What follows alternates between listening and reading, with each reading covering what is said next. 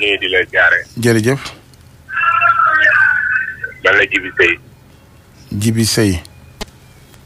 Baba Garage. Baba Garage. Djibi ñu ngi lay ziar bu baax.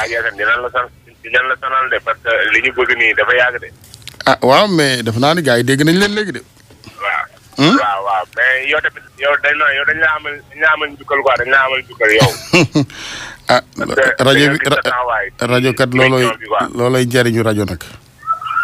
waaw léegi nag yow référence quoi parce que royuwaay nga daal di ngay ñaanal yàlla yàggal la. amiin ñu bokk lépp amiin. waaw émission bi daal dem kawe sa njër trop. amiin yaa rabbi jërëjëf. mais doléance bi dafa yàgg parce que 80 ans loolu dafa yàgg quoi. ah waaw bari na di loolu. waaw te état bu ñëw rek. dañuy jigee bàyyi ñu fi dem. mais il est temps nag. oui te yow jot na quoi. dëgg la. parce que addina bi fu mu toll nii. ku la wax ni ci xolu Sénégal am na dëkk bu fa nekk boo xam ne ci amul tali boo xam ne ci 1960. te bari na tali yoo xam ne ci ñu ngi leen gazorone ba ñu yàqu ba ñu defaraat leen te tali boobu moo leen mag. waaw loolu nag ci réew moo xam ne dañoo bëgg mu développé wu loolu mënul nekk. dëgg la. waaw léegi nag kon jot na nag dafa jot nag parce que ñun du ay promesse moo tax ñu gëm.